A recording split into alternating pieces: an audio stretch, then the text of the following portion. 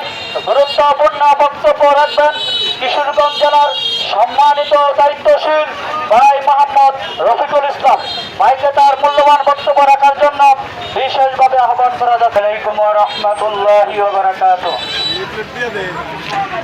একরামপুর এলাকার ব্যবসায়ী, ক্রেতা, বিক্রেতা, পথচারী ভাই ও বন্ধুগণ, আল্লাহ রাব্বুল আলামিন এই গোটা মানব জাতির হেদায়েতের জন্য, দুনিয়াতে কল্যাণ শান্তি পাওয়ার জন্য এবং আখিরাতে জান্নাত পাওয়ার জন্য মানুষ যাতে দুনিয়াতে ঐক্যবদ্ধভাবে বসবাস করতে পারে, মানুষ যাতে তাদের অধিকার, সুশাসন, ন্যায় বিচার লাভ করতে পারে, এই জন্য আল্লাহ রাব্বুল আলামিন 1450 বছর আগে আল কোরআনকে রমজান মাসে সংবিধান হিসাবে নাজিল শুরু করেছিলেন। এরপর আল্লাহ রাব্বুল আলামিন সর্বশেষ নবী ও রাসূল হযরত মুহাম্মদ সাল্লাল্লাহু আলাইহি ওয়াসাল্লামকে আল কোরআনের সর্বশেষ নবী ও ধারক নেতা হিসেবে মনোনীত করে গোটা মানব জাতির হেদায়েতের জন্য আল্লাহ এই রমজান মাসে কোরআনকে পরিপূর্ণ করে দিয়েছিলেন 23 বছরে। আল্লাহ রাব্বুল আলামিন বলেন, শাহরু রমাদান আল্লাযী উনজিলা ফীহিল কুরআন হুদাল লিন-নাস ওয়া বাইয়িনাতিন মিনাল হুদা ওয়াল ফুরকান। আমি এই রমজান মাসে মানব জাতির হেদায়েতের জন্য কোরআনকে নাজিল করেছি এবং সেই কোরআনকে আমি হেদায়েতের প্রমাণাদি সহ নাজিল করেছি। এই কোরআনকে আমি রমজান মাসে নাজিল করেছি মানুষের জীবনে সত্য মিথ্যাকে পার্থক্য করে দেওয়ার জন্য। এই রমজান মাসে আল্লাহ রাব্বুল আলামিন কোরআন নাজিল করেছিলেন গোটা মানব জাতির সংবিধান হিসাবে।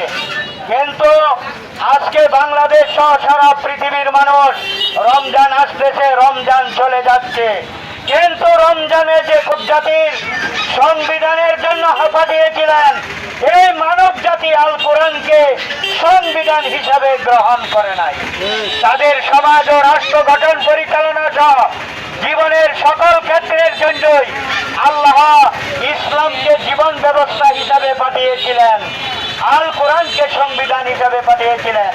কিন্তু মানুষ আল কোরআনের বিধান মতো রোজা রাখে, আল কোরআনের বিধান মতো হজ করে, আল কোরআনের বিধান মতো কি করে নামাজ পড়ে, কিন্তু সমাজ ও রাষ্ট্র গঠন পরিচালনায় আল কোরআনকে তারা সংবিধান হিসাবে গ্রহণ করে নেই।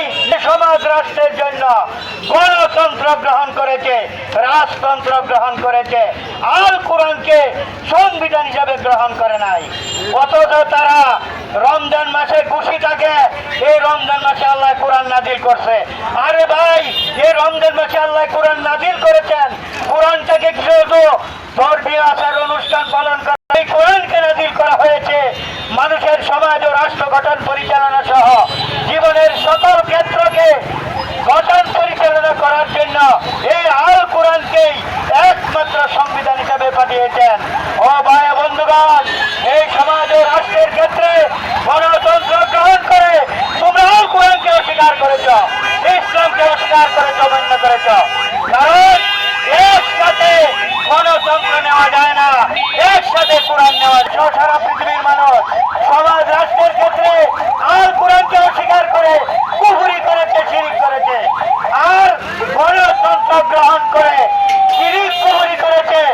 আল কোরআনকে সংবিধান হিসাবে গ্রহণ না করে তারা অপরাধ করেছে।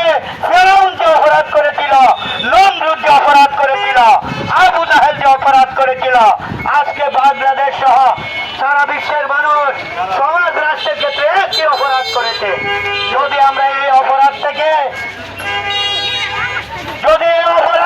আমরা চলে ফিরে না আসি, যদি আমরা কোরআনকে সংবিধান হিসাবে গ্রহণ না করি, গণতন্ত্রকে ত্যাগ না করি, এই শিরকি মতবাদ,